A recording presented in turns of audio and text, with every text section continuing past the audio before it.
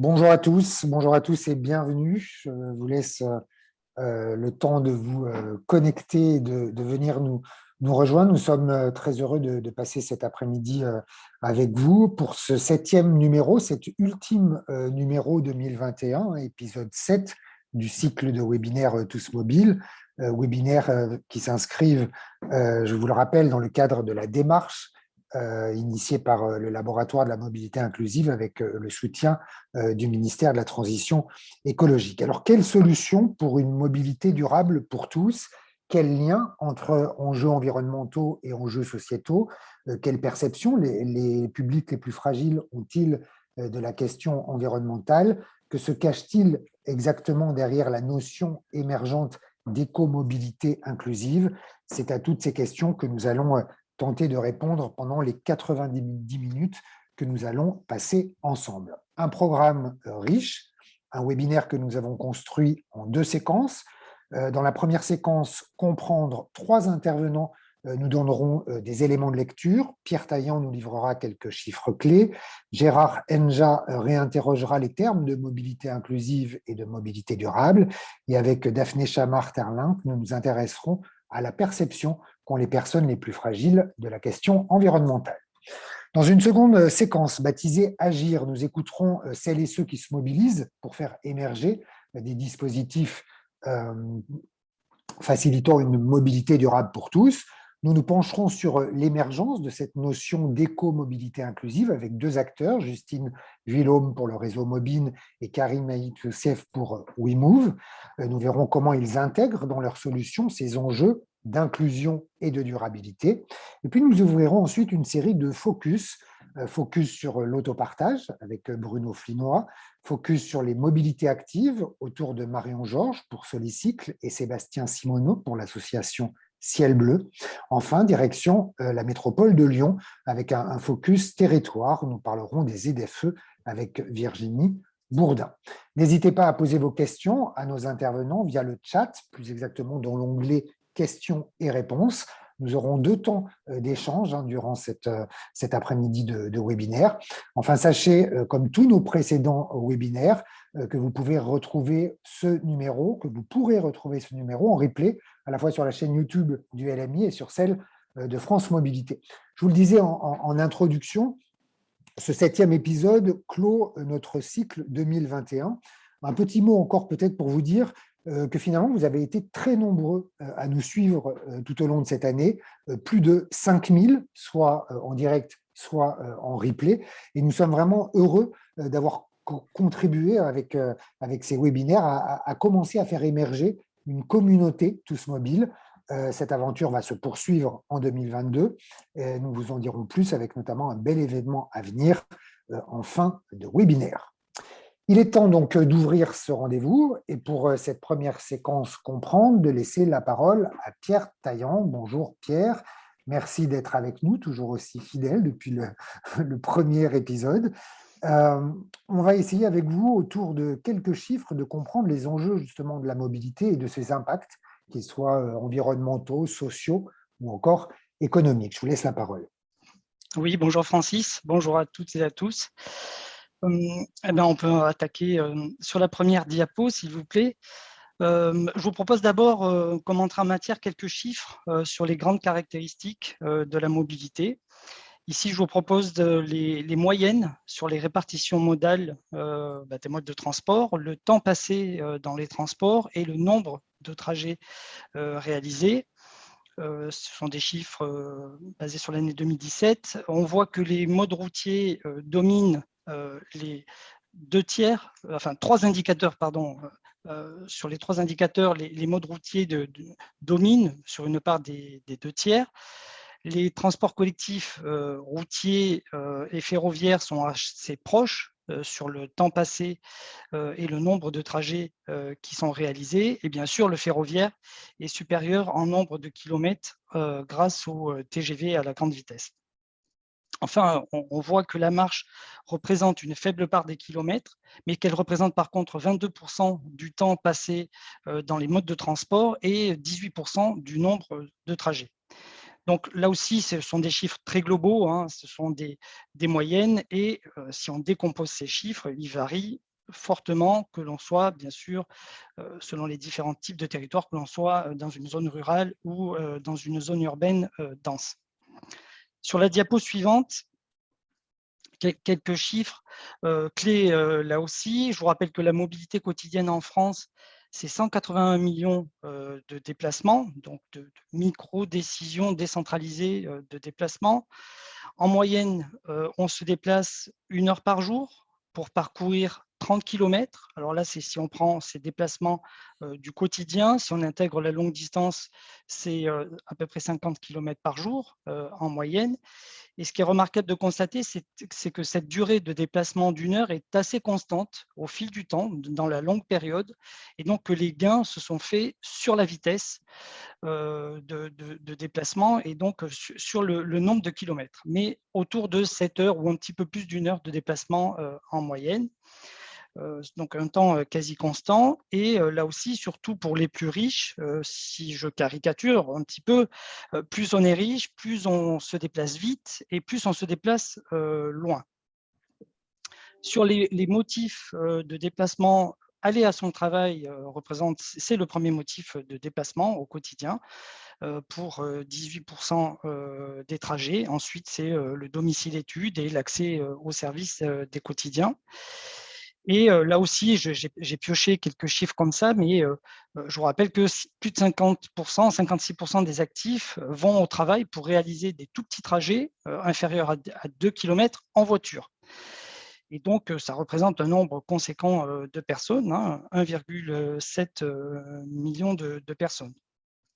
Et un tiers de la population également pratique, réalise ces activités quotidiennes dans un rayon inférieur à 9 km, 10 km, 9 km de son domicile, ce qui est relativement proche et ce qui peut correspondre à peu près à 30 minutes à vélo. Donc là aussi, ça donne une idée, ça éclaire un petit peu le potentiel de report modal qu'il peut y avoir de la voiture vers le vélo. Si on regarde maintenant à un niveau plus global les émissions de gaz à effet de serre des grands secteurs de l'économie, vous le savez, les transports occupent assez largement la première place devant les secteurs de l'agriculture et du résidentiel tertiaire. Et sur la longue période que vous n'avez pas là, mais je vous rappelle que c'est le seul secteur dont les émissions de gaz à effet de serre ont augmenté, notamment entre 1990 et 2020, à peu près 10%, alors que tous les autres secteurs ont baissé en moyenne de 30%. Donc voilà, cette inertie assez forte sur la longue période. Sur la diapo suivante, si on s'intéresse maintenant à la répartition des émissions de gaz à effet de serre par mode, là aussi, pas de surprise, on retrouve cette prépondérance des modes routiers, 95% des émissions, et la voiture individuelle, là aussi, cette part très largement majoritaire qu'on retrouve, qui représente à elle seule plus de la moitié des émissions de gaz à effet de serre des transports, puisqu'elle représente 53% à elle toute seule, cette voiture individuelle. Sur la diapo suivante, si on regarde, je vous ai mis un extrait du comparateur Mon Impact Transport qui est porté par l'ADEME et par beta.gouv. Et donc, on a un aperçu ici du détail des émissions par mode de transport.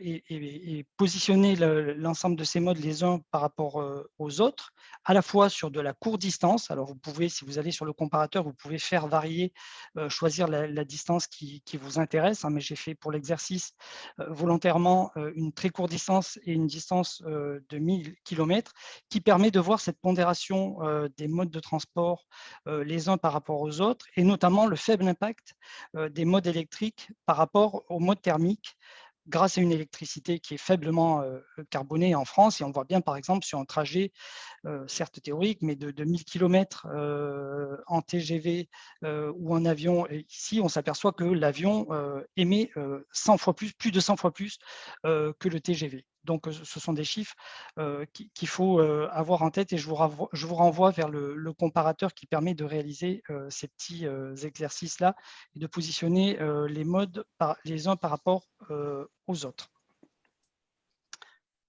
Sur la diapositive suivante, là aussi pour mémoire, sur les objectifs et ce qu'on appelle la trajectoire fixée par la stratégie nationale bas carbone de 2050, la stratégie française de décarbonation, qui fixe un objectif de décarbonation totale des transports en 2050, en dehors de l'aérien et du maritime. Et on voit bien que l'effort qui est à faire d'ici 2050, malgré une petite baisse au cours des années 2000 du secteur des transports, pour le moment, on n'est pas du tout dans les objectifs. C'est une vraie rupture de tendance qui est attendue, qui est nécessaire pour atteindre cet objectif de 2050. Le passage du point en 2030 déjà nécessiterait une réduction de quasiment moins 30%, moins 28% qui serait attendu au point de passage en 2030. Et donc, voilà, tout ce qu'il y a derrière, ça veut dire qu'il y a des mesures fortes qui sont attendues pour s'engager sur cette trajectoire, à la fois sur les technologies, sur le contenu carbone des énergies utilisées par les modes de transport et bien sûr sur les comportements de mobilité également en tant que tels. En moyenne, ça serait une réduction de la demande de transport de moins 60% par an qui serait nécessaire. Sur la diapo suivante, un secteur qui pèse lourd sur la santé. Là aussi, je rappelle ces chiffres que vous devez connaître.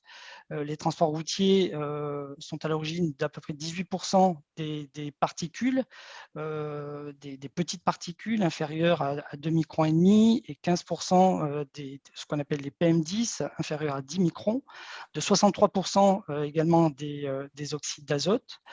Même si l'ensemble de cette pollution est en baisse, là aussi sur la longue période. Notez que ces chiffres-là sont beaucoup plus importants dans les agglomérations. Si on prend Paris, l'impact des particules est beaucoup plus important. C'est à peu près 50% des particules qui sont générées par les transports routiers. Et je vous rappelle par ailleurs que 50% des émissions de ces particules sont générées en dehors de l'échappement des véhicules, c'est-à-dire par les freins, par les pneus, par la remise en suspension des particules déjà émises. Les conséquences sanitaires, là aussi, vous les connaissez, les conséquences sanitaires de la pollution sont importantes, à la fois sur l'impact que cela peut avoir sur les maladies cardiovasculaires, le nombre de décès par an, qui est évalué, le nombre de décès prématurés qui est évalué à 48 000 environ par an et imputable aux particules fines. Il y a également le coût social du bruit des transports qui a été évalué récemment dans une étude de l'ADEME qui est générée très largement par la route et qui est évalué à 98 milliards d'euros par an.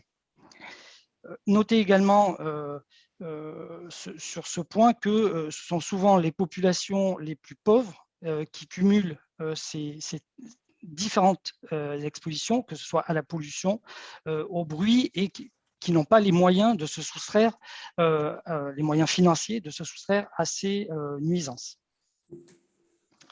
Sur la diapo suivante, la mobilité et le poids de la mobilité sur le budget des ménages. Je vous rappelle que 9 millions de personnes, si on peut revenir à la diapo précédente, merci. Je vous rappelle que 9 millions de personnes en France sont en dessous du seuil de pauvreté qui se situe à peu près à 1 000 € par mois. Plus un ménage est pauvre, bien sûr, plus le coût des déplacements va venir peser sur son budget. Le poids de la mobilité, en moyenne, là aussi, assez large. En 2017, c'était 4 700 € par an, c'est-à-dire à peu près 14-15% du revenu disponible des ménages. Et là aussi, des grandes variabilités selon les catégories de revenus. Les 10% de ménages les plus modestes vont consacrer 21% de leurs revenus disponibles à leur mobilité, alors que les 10% les plus aisés vont y consacrer moitié moins, c'est-à-dire à peu près 11%. Donc, une forte variabilité. De la même manière, la part de carburant est 4 fois plus importante pour les ménages les plus vulnérables. C'est 5,4% pour le premier décile par rapport aux ménages les plus aisés. Ça sera 1,7% pour le 10e décile. Et donc, globalement, cette précarité carburant, hein, cette dépendance carburant fossile pour la voiture est estimée à 4 millions de ménages en France, selon l'outil de l'Observatoire national de la précarité énergétique, l'outil Géodip, que vous pouvez aller consulter. Enfin, diapo suivante, on a ici le poids de la mobilité dans le budget carbone des ménages, là aussi selon les déciles de revenus. Et globalement, la mobilité, c'est environ un tiers du budget carbone d'un ménage, là aussi avec des grandes disparités. On a un rapport de 3,5 entre les plus riches et les plus pauvres. Les émissions, vous le voyez sur le graphique, les émissions de la mobilité locale plafonnent assez vite selon les déciles de revenus, alors que les émissions de la mobilité longue distance, avec en particulier une utilisation croissante de l'avion sur les différents déciles que vous avez, progressent assez vite. Donc, plus là aussi, plus le revenu est important, plus on se déplace, notamment sur cette part variable longue distance et le motif loisir, en utilisant l'avion. Donc, on voit bien que là aussi, les marges de manœuvre pour imposer une baisse de ces émissions de CO2 aux ménages les plus pauvres sont faibles, sachant voilà, toutes les contraintes qui sont déjà supportées, notamment d'un point de vue économique. Là aussi, les variabilités sont importantes entre les déciles, y compris à l'intérieur d'un même décile de revenus. On peut avoir des écarts assez importants, mais c'était pour avoir une image assez globale de ces sujets. Voilà sur ces premiers points. Merci beaucoup, Pierre, pour tous ces chiffres. Après les chiffres, on va maintenant parler des notions. Je vais vous demander d'accueillir Gérard Enja. Bonjour, vous êtes docteur en sciences de l'éducation. Bonjour Gérard. Bonjour. On a besoin d'y voir clair, car parfois, dans les notions mobilité inclusive / mobilité durable, et notamment lorsqu'elles sont accolées, ce n'est pas forcément toujours très lisible. Est-ce qu'on peut décortiquer avec vous ces deux notions ? Oui, c'est ce qu'on va essayer de faire. Je dirais, en écho un petit peu aux chiffres donnés par Pierre, je vais essayer de montrer que finalement, construire des solutions pour une mobilité durable pour tous, c'est à la fois un défi et un problème, sinon des problèmes. Alors, peut-être la première diapo, merci beaucoup. Donc, je vais le faire en 4 parties assez courtes. La première partie, c'est définir un petit peu les termes, ce qu'on va avoir, les termes du problème. La deuxième partie, pour définir un petit peu le problème et arriver à le contourner peut-être.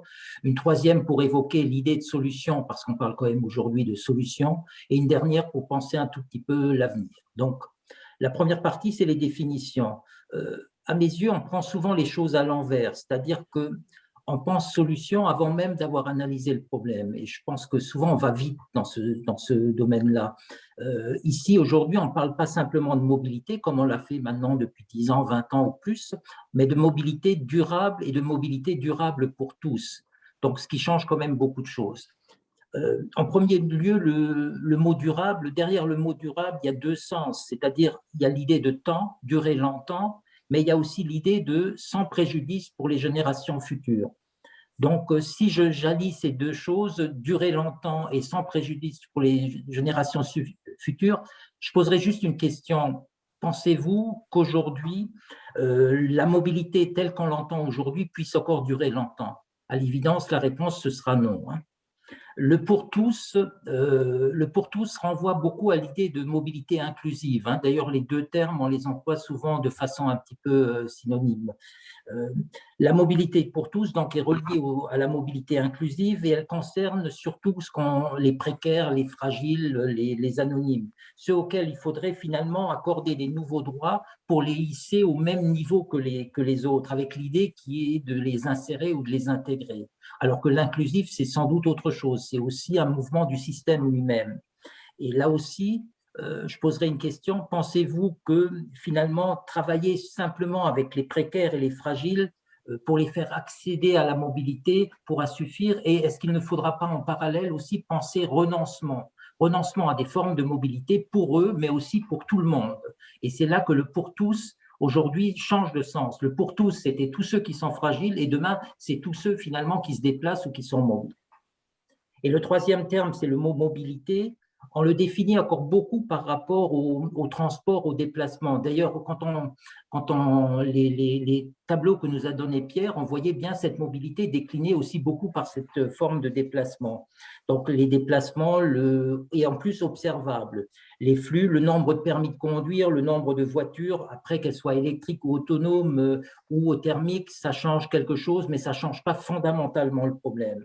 Je pense que quand on voit les objectifs à l'horizon 2050, c'est que quels que soient les moyens, les méthodes, cette mobilité-là, telle qu'on l'entend aujourd'hui, ne sera jamais durable. Elle pourra être soutenable peut-être, mais elle ne sera jamais durable telle qu'on l'a définie juste avant. La deuxième diapo, s'il vous plaît. Voilà. Problématiser, c'est donc savoir et avoir conscience que l'adjonction un petit peu de ces nouveaux qualificatifs à la mobilité change fondamentalement la donne. Pour être durable, la mobilité de demain ne peut pas être celle d'hier. Le bouger pour s'en sortir, hein, qui était presque un slogan, et même le droit au mouvement sans entrave, avec autonomie et tout ça, demain, ça ne fonctionnera plus. Donc, finalement, on a besoin de quelque chose d'autre. C'est un petit peu pour ça que pour évoquer un petit peu l'idée de mobilité durable et inclusive, il faut en premier lieu admettre que la mobilité, ce n'est pas que du déplacement. On le dit depuis longtemps, hein, mais c'est vrai qu'il faut vraiment changer là, de paradigme. C'est un petit peu dans ce sens-là qu'avec notamment Vincent Kaufmann, dans une recherche en cours, là, on a essayé de travailler ces notions-là pour un petit peu redéfinir la mobilité davantage comme une transformation de soi. C'est-à-dire ne plus évoquer simplement la mobilité sur l'axe horizontal du déplacement, mais aussi sur l'axe vertical de la transformation de soi. Et ça veut dire que ça demande aussi de placer quelque part la mobilité durable et inclusive dans une perspective de vraie transition, mais une transition qui implique, je le répète, des ruptures et des changements de paradigme qui sont indispensables et plus que des simples glissements. Et une modification des normes, parce que la mobilité, c'est aussi une affaire de normes sociales qu'il faut forcément faire évoluer, qu'il faut transformer radicalement. Donc la troisième slide. Penser les solutions, c'est se dire qu'est-ce que finalement ça change par rapport aux solutions, à la manière de les envisager. Le premier point, ce serait de dire que se contenter de recycler les solutions de mobilité qu'on a depuis des années, c'est sans doute pas la bonne solution. C'est-à-dire qu'on pourrait peut-être imaginer que de temps en temps, on rajoute le mot durable derrière ce qu'on faisait déjà finalement. Ça suffira pas. Il faut aller beaucoup plus loin.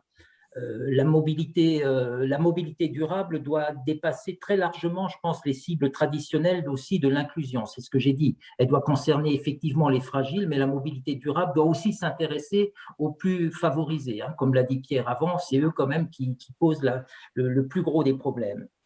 Elles ne peuvent pas se limiter non plus à mettre à disposition des moyens pour se déplacer, ou même simplement des formations pour accéder à ces moyens. Lorsque je fais de la formation à de la conduite, je ne fais pas de la mobilité durable. Ça ne veut pas dire que je ne peux pas en faire en faisant, à partir de cette formation à la conduite, je ne peux pas faire autre chose, mais de façon très simple, faire passer le permis de conduire à quelqu'un, ce n'est pas de la mobilité durable. Il faut quelque chose d'autre en plus.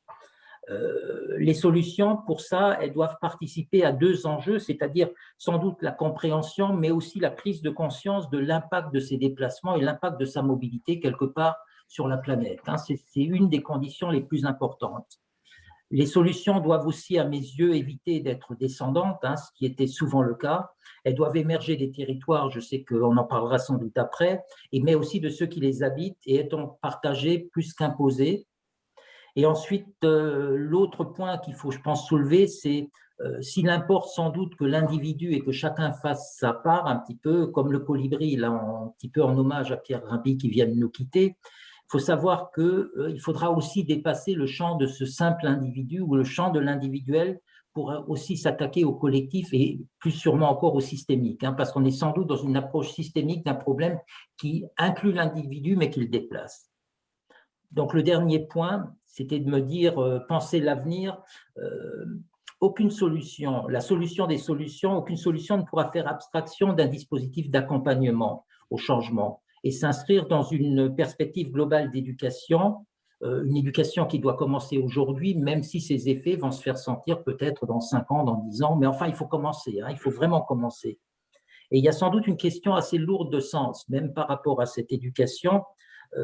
Si on attend trop, si on ne prend pas ces mesures d'urgence, on va dire que traditionnellement, l'éducation ou l'accompagnement met l'humain au centre. Demain, on sera peut-être dans une telle posture ou dans une telle urgence qu'il ne sera plus question de mettre l'humain au centre, mais qu'il sera question de mettre uniquement l'environnement au centre, avec des mesures qui seraient sans doute coercitives, parfois même douloureuses, dangereuses, et qui créeraient sans doute beaucoup de désordres sociaux. Donc, en conclusion, je dirais qu'il ne faut sans doute pas attendre pour construire une mobilité durable pour tous, qui garde encore cette place centrale à l'humain, et une mobilité, bien sûr, qui est un droit, on l'a beaucoup entendu, la mobilité comme un droit, mais qui impose aussi des devoirs et des devoirs forts de la société par rapport notamment à l'environnement.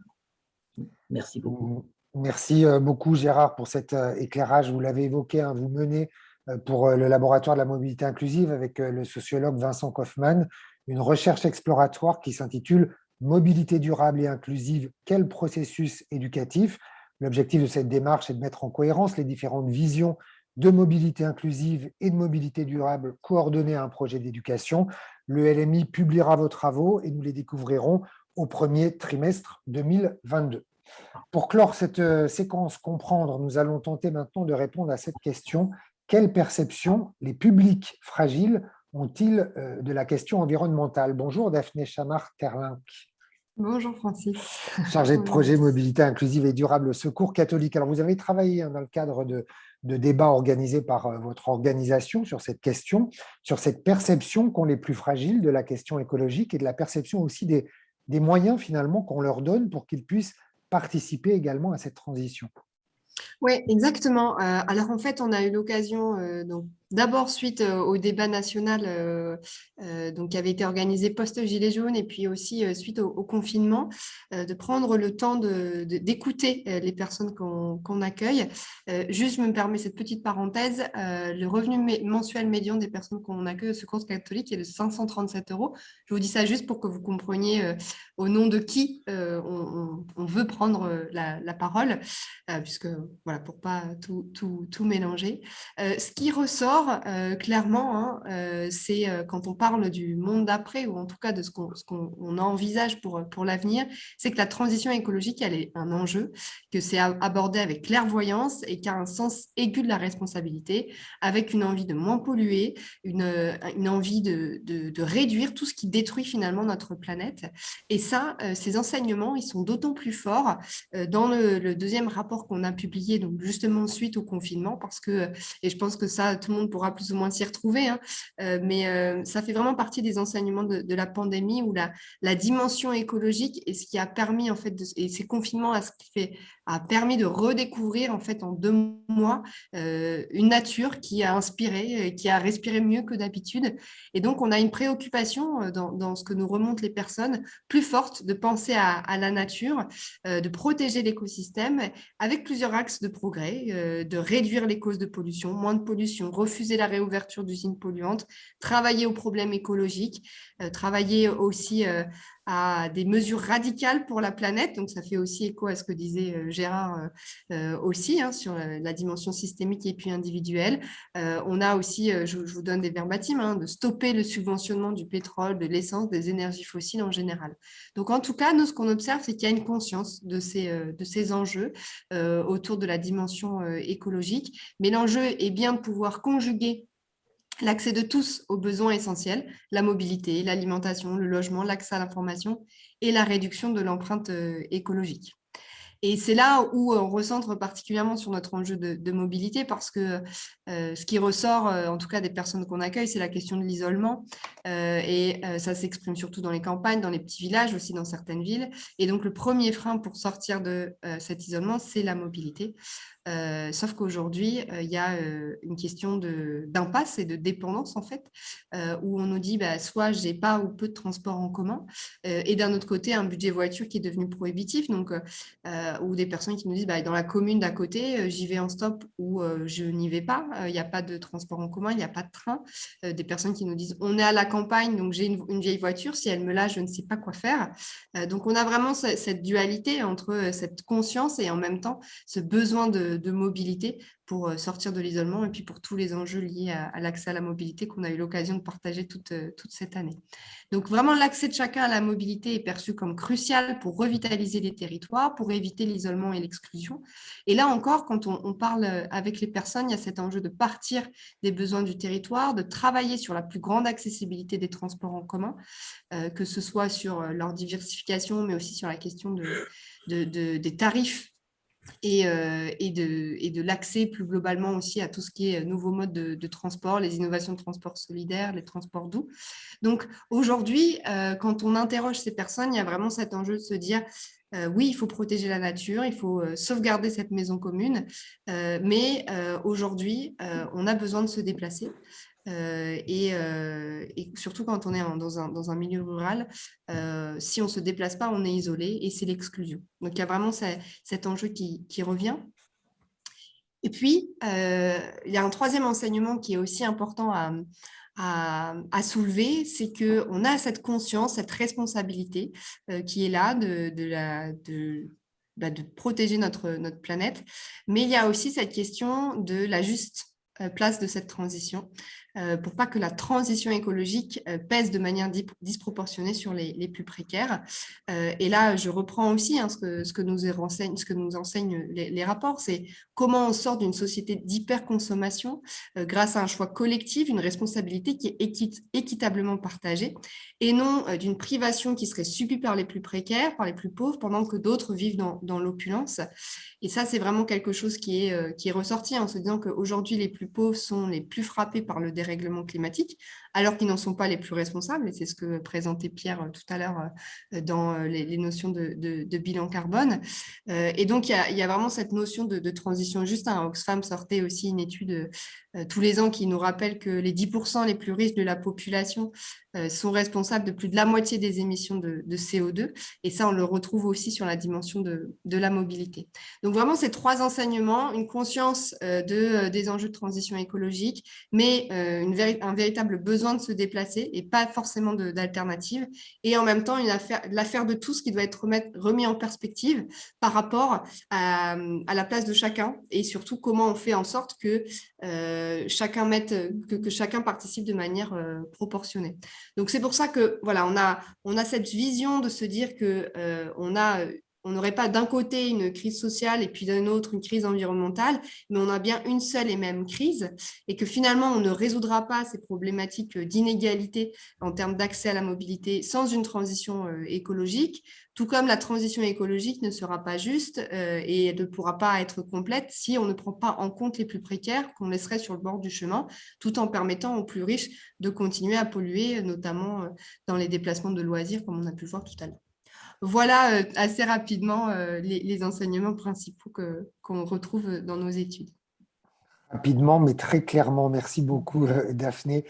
On arrive au terme de cette première séquence. Pierre, je ne sais pas s'il y a des questions à vous-même ou aux deux autres interlocuteurs, des demandes de précision. Oui, il y a quelques questions et demandes de précision, effectivement. Alors, les 48 000 décès prématurés chaque année que j'ai évoqués tout à l'heure, c'est bien lié à la qualité de l'air, mais dans lesquels les particules fines jouent un rôle et pèsent lourd sur les conséquences sanitaires. Elles jouent un rôle important dans cette mauvaise qualité de l'air. Également, une question sur la part des trajets du quotidien dans l'impact carbone des transports. C'est à peu près les 3/4. La mobilité quotidienne est largement majoritaire par rapport à la mobilité longue distance et plus exceptionnelle. Vous aurez communiqué les visuels, les diapos que nous présentons ici, donc vous pourrez reconsulter ces chiffres. Et enfin, une question sur les usages de la mobilité et leur changement depuis la crise Covid. Par rapport aux chiffres que j'ai présentés, alors ce sont des chiffres pré-crise. Alors effectivement, il y a eu un impact assez fort depuis, qui n'est pas encore stabilisé, mais effectivement, depuis le premier confinement et les reprises parfois entrecoupées de confinement au couvre-feu, la mobilité a pas mal évolué. On a vu un report modal qui est reparti en faveur de la voiture pour éviter les transports en commun et les craintes sanitaires qui peuvent être liées. Et des réseaux de transports en commun n'ont pas du tout retrouvé le niveau de fréquentation qu'ils avaient avant la crise. On est à 60 ou 80% selon les villes de niveau de fréquentation. Et on a vu aussi un engouement pour le vélo, aidé par ce qu'on avait appelé pendant le confinement par les coronapistes ou les aménagements temporaires qui, souvent pour certaines villes, se sont prolongés et ont permis un développement et un report modal, parfois des transports en commun vers le vélo. Mais c'est vrai que l'observation est encore difficile parce que voilà, on n'est pas revenu à une certaine normalité. D'ailleurs, on se questionne sur ce niveau de normalité depuis la crise. Merci Pierre pour ces précisions. Nous allons maintenant donc pouvoir ouvrir notre séquence Agir pour tenter d'identifier les leviers pour favoriser une mobilité durable et inclusive. Quel accompagnement, quelle politique territoriale, comment articuler les deux dimensions? Qu'y a-t-il derrière cette notion d'écomobilité inclusive? Et c'est d'ailleurs ce par quoi nous allons commencer. Bonjour Justine Vuillemomme. Merci d'être avec nous. Vous êtes la coordinatrice nationale du réseau Mobine, acteur historique de la mobilité solidaire. Comment justement cette question environnementale s'est-elle imposée et a-t-elle été prise en compte dans votre réseau? On veut vraiment comprendre comment ça se matérialise dans la construction à la fois de l'offre, dans l'évolution de l'accompagnement ou encore dans les solutions proposées. Oui, alors bonjour à toutes et à tous. Donc très rapidement pour revenir sur le réseau Mobine, on peut prendre la slide suivante. Donc le réseau Mobine, c'est le réseau des acteurs territoriaux de la mobilité inclusive depuis 2017. Comprend 10 organisations régionales et un peu plus de 150 structures adhérentes indépendantes qui accompagnent donc des publics en situation de fragilité et de difficulté à accéder à une mobilité. Et au niveau du réseau, on va avoir 5 missions. Ça va être de mutualiser des outils, des expériences, de professionnaliser les adhérents, d'assurer une communication, de mobiliser des acteurs de la mobilité inclusive, de développer des partenariats et également de porter des projets nationaux.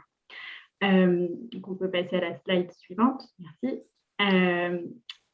Par rapport à l'émergence de cette notion d'éco-mobilité inclusive, finalement, elle a émergé il y a environ 3-4 ans au niveau du réseau, avec une entrée au départ plutôt sociale et économique, plutôt qu'une entrée environnementale. On a eu des retours terrain de nos adhérents, donc des structures qui accompagnent des personnes au quotidien, qui étaient dans l'obligation, enfin voilà, qui ont eu la nécessité de trouver des solutions alternatives à la voiture individuelle pour les bénéficiaires. Finalement, assez rapidement, on s'est rendu compte que ces solutions pouvaient répondre à d'autres problématiques sociales que rencontrait le public accompagné, notamment des problématiques autour de la santé. Je pense qu'on va le voir un petit peu plus tard avec l'intervention de Ciel Bleu, notamment, où les mobilités actives, comme le vélo, la marche à pied, pouvaient répondre à ces enjeux de santé publique. Des solutions de mobilité partagée peuvent également être des bonnes solutions pour rompre l'isolement et développer les compétences de communication des bénéficiaires et des publics accompagnés. L'utilisation des transports en commun sont là, par exemple, pour développer les savoirs de base, comme savoir se repérer, savoir lire un plan, savoir lire des horaires de bus. Toutes ces compétences, ce sont des compétences qui sont apprises dans des ateliers mobilité qui sont donnés par des conseillers en mobilité dans nos structures adhérentes. À côté de ça, on a eu également, et là ça rejoint aussi le rapport que que Daphné nous a présenté juste avant, c'est qu'il y a une demande, une vraie volonté des publics de s'impliquer, de s'intégrer dans cette transition écologique. Et enfin, au niveau du réseau, là, en tant que tel, il y a depuis plus d'un an vraiment une volonté forte de s'engager pour répondre à cet enjeu environnemental et réduire voilà, les émissions de gaz à effet de serre du secteur du transport. Alors, au niveau des réponses qu'on a pu apporter et comment on s'est saisi d'opportunités aussi. Donc, il y a deux types de réponses. Premièrement, des projets. Donc, un projet régional qui s'appelle Pandora Plus, qui a été qui est toujours porté, qui a débuté en 2019 et qui se terminera en 2022 sur la région Auvergne-Rhône-Alpes, où on a 2 structures adhérentes qui ont pris part à ce projet. C'était 18 actions assez variées de communication, sensibilisation, de développement de mobilité partagée, vraiment à destination de ces publics précaires, donc jeunes de moins de 26 ans, des personnes qui habitaient dans des territoires ruraux où il n'y avait aucun autre moyen de déplacement que la voiture individuelle, des demandeurs d'emploi, des bénéficiaires du RSA, etc. L'idée, c'était vraiment de leur proposer des solutions d'éco-mobilité inclusive. Donc, ce projet a touché à peu près 500 000 personnes et a permis une réduction significative des émissions de gaz à effet de serre dans la région Auvergne-Rhône-Alpes. L'agence donc Auvergne-Rhône-Alpes Énergie Environnement, qui portait ce projet, a souhaité pouvoir le développer à une échelle nationale. Et donc, on a travaillé avec 2 autres réseaux, le réseau RAR et le réseau CLAIR, sur un déploiement national, sur l'écriture d'un projet, le projet TIMS, pour Territoire, Inclusion, Mobilité et Solidarité, qui a été déposé cette semaine auprès du ministère de la Transition écologique pour essayer de bénéficier d'un financement par les certificats d'économie d'énergie. Et donc là, on est sur un projet avec un peu plus de 100 partenaires, 150 actions, dont environ un tiers portés par des adhérents du réseau mobile, avec les objectifs d'accompagner les territoires, acteurs et publics dépourvus de solutions et de faire émerger des solutions d'éco-mobilité inclusive au bénéfice des publics les plus précaires. Donc ça, c'est une solution avec des projets. Au niveau du réseau, on a également des réponses autour de l'accompagnement au changement, parce que on sait que voilà, il y a aussi toute cette partie perception et qu'est-ce qu'on entend par mobilité à faire changer. Donc, on va accompagner les professionnels de la mobilité déjà à comprendre ce que ça peut être que l'éco-mobilité inclusive. On va faire des webinaires. On va faire également des webinaires sur les vélos-écoles qu'on présentera en janvier 2022. On va également développer une formation éco-mobilité inclusive à destination des professionnels de la mobilité. On accompagne également les professionnels de l'insertion, puisque ce sont avec eux que l'on travaille en trinôme avec les bénéficiaires. Donc sur, pareil, vraiment, qu'est-ce que c'est que l'éco-mobilité inclusive, avec des journées d'acculturation à cette mobilité. Et enfin, les structures adhérentes vont accompagner au quotidien les publics qui sont accueillis. Donc, l'accompagnement dans le changement de perception qu'on a tous autour de la voiture individuelle, qui est un peu encore comme le Graal à obtenir. Également, un accompagnement à l'usage des nouvelles pratiques, puisque faire du vélo, savoir faire du covoiturage, de l'autopartage, ça s'apprend. Ce sont des compétences à acquérir et ça ne se fait pas simplement en claquant des doigts ou en mettant un vélo à disposition. Et également, nos adhérents vont accompagner tous les publics à la compréhension des nouvelles législations qui ont un impact sur la façon de se déplacer, type les zones à faible émission. Donc voilà comment le réseau mobile répond à cet enjeu entre contraintes et opportunités. Merci beaucoup, Justine, pour votre intervention et des ZFE. Nous en parlerons à la fin de ce webinaire. Je vais laisser maintenant la parole à Karim Ait Youssef. Bonjour, vous êtes directeur général adjoint de WeMove. vous aussi, vous traitez évidemment de ce terme d'éco-mobilité inclusive. Alors, l'afficher, finalement, c'est quelque chose d'assez simple. En revanche, ce qui semble le plus compliqué, c'est la question de comment on l'évalue, euh, selon quelle méthodologie. C'est précisément ce que vous avez mis en place chez WeMove. Oui, bonjour. Bonjour. Merci de me donner la parole, Francis.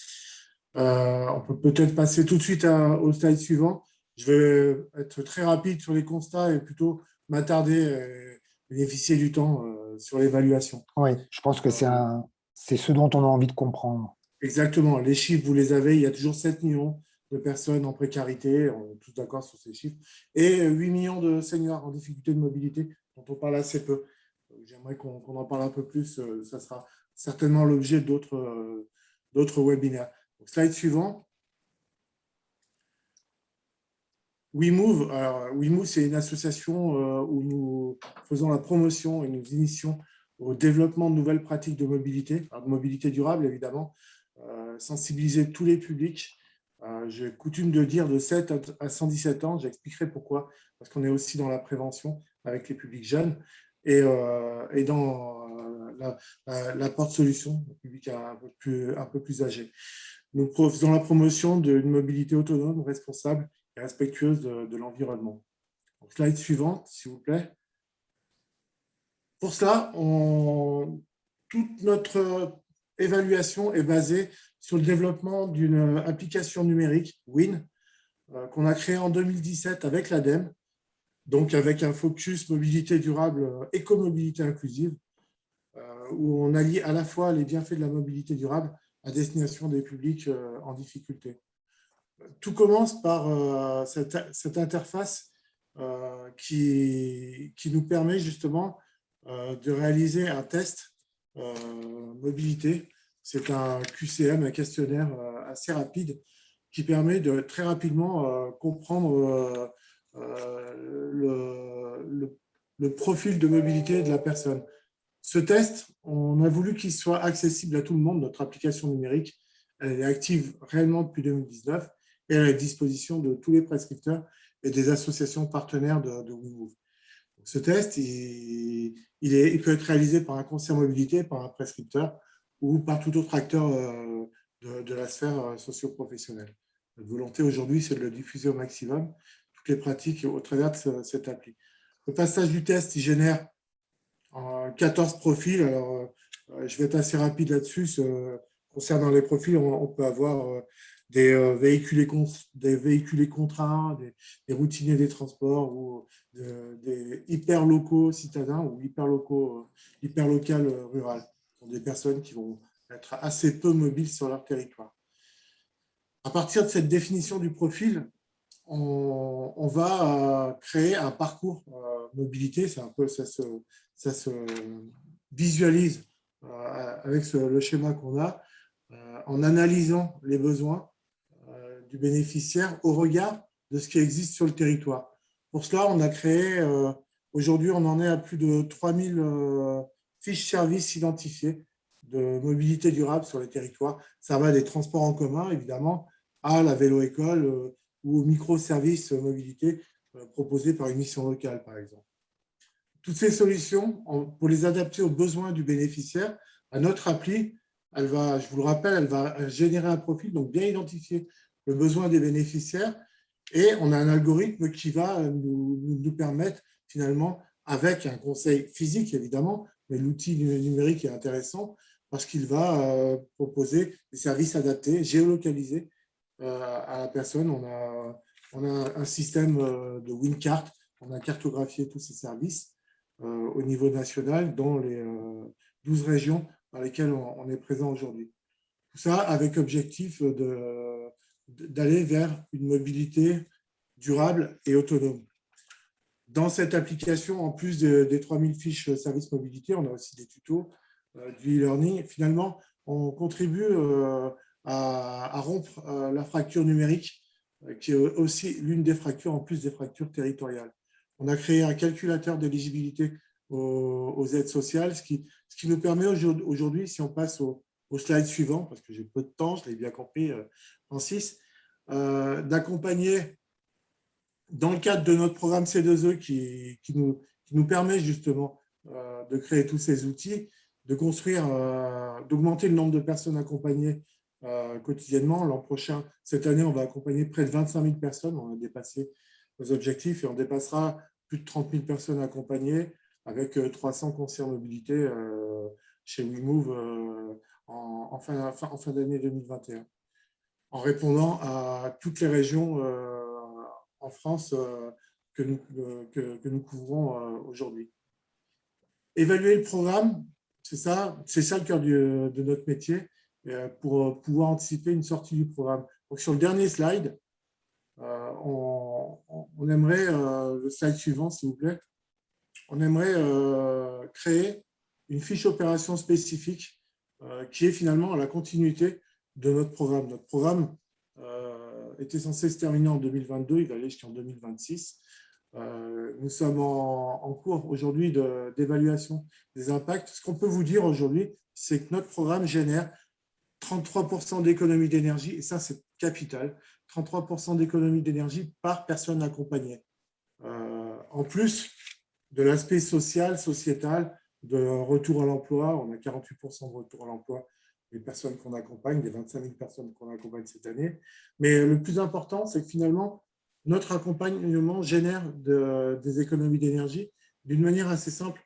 C'est que les personnes qu'on nous oriente, il y a beaucoup de personnes qui viennent de dispositifs orientés par le service public de l'emploi.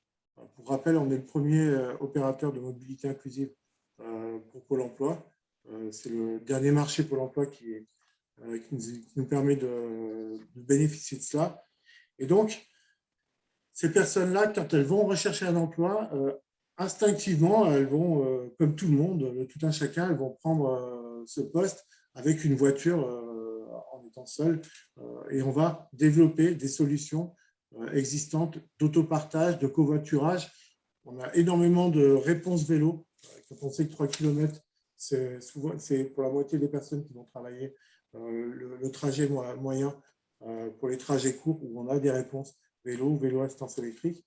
Donc, cette évaluation-là, on est en train de créer une fiche opération spécifique qu'on diffusera à tous nos partenaires qui, une fois qu'on a bien identifié et validé avec le PNC2E et la Direction générale de l'énergie-climat, cette économie réelle, ça a une valeur, en plus de la valeur environnementale, ça a une valeur monétaire. Et cette valeur monétaire, elle est financée après par des obligés fournisseurs d'énergie, EDF, Total, etc. Donc là, cette évaluation-là, elle a été permise à partir, notre accompagnement est toujours humain, physique, mais c'est finalement cette application numérique WIN qui fonctionne depuis maintenant près de 3 ans, qui nous permet d'avoir ces éléments d'évaluation précis dans cette application numérique.